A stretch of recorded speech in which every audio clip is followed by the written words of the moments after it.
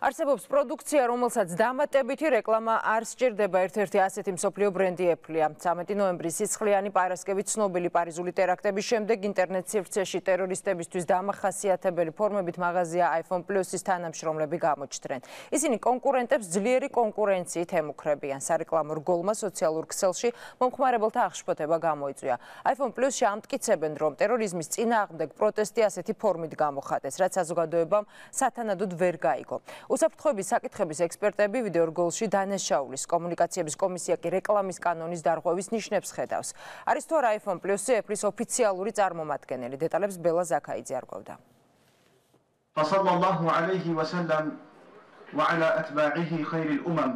iPhone Plus-ის თანამშრომლების მიერ გავრცელებულმა ვიდეორგოლმა სოციალურ ქსელში აღშფოთება გამოიწვია.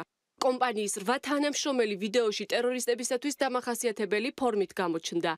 ისინი საზოგადოებას არაბულ ენაზე iPhone Plus-ის პროდუქციის მაღალი ხარისხის შესახებ ამცნობენ. კონკურენტებს კი ძლიერი კონკურენციით ემუქრებიან.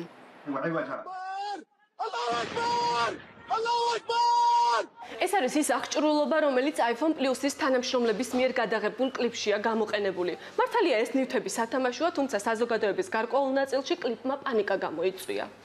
iPhone Plus-ში ამბობენ, რომ კლიპი პეკინზე მდებარე მაღაზიაში გადაიღეს. მთავარი მიზანი კი 2016 წლის იანვარში დაგეგმილი ღონისძიება, რომლის შემდეგაც iPhone Plus-ი Apple-ის ოფიციალური წევრი ხდება. როგორც კომპანიაში ამბობენ, სწორედ ამ საკითხის ინფორმირების მიზნით გადაიღეს ვიდეორგოლი.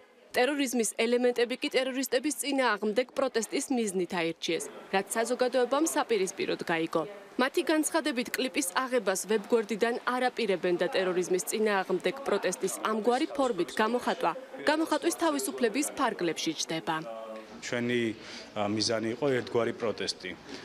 კონკრეტულად კლიპი არის პერფორმანსი, ეს არის დადგმა, ბუნებრივი ამასთან რეალობასთან არაფერ კავშირში არ არის და ეს არის პროტესტი ტერაქტებისადმი, ეს არის პროტესტი მარადამიანობისადმი, რაც დღეს ხდება მსოფლიოში. არაეთიკური რეკლამა, ასე აფასებენ ვებსივრცეში გავრცელებულ ვიდეორგოლს კომუნიკაციების მარეგულირებელ კომისიაში და საკითხის შესწავლას გეკმავენ.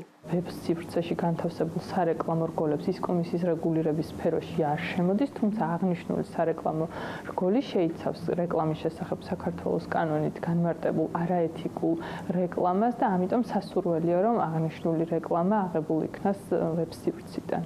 უსაფრთხოების საკითხების ექსპერტების განცხადებით ვიდეორგოლში დანაშაულის ნიშნები იკვეთება და ის გამოხატვის თავისუფლების ფარგლებში არ ჯდება. სახელმწიფოსაგან ისინი რეაგირებას ითხოვენ.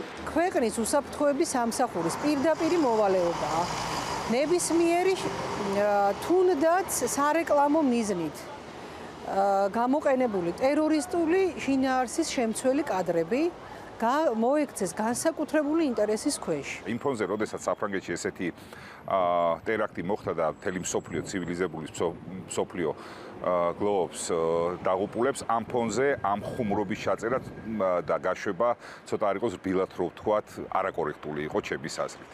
საკომუნიკაციო კომპანიების ასოციაციის დამფუძნებელი გავრცელებულ ვიდეორგოლს უგემოვნოს და არაესთეტიურს უწოდებს. ვატო ქავთარაძის განცხადებით გამოხატვის ასეთი ფორმები Apple-ის, როგორც მსოფლიო ბრენდის ფილოსოფიასთან რადიკალურად აცდენილია.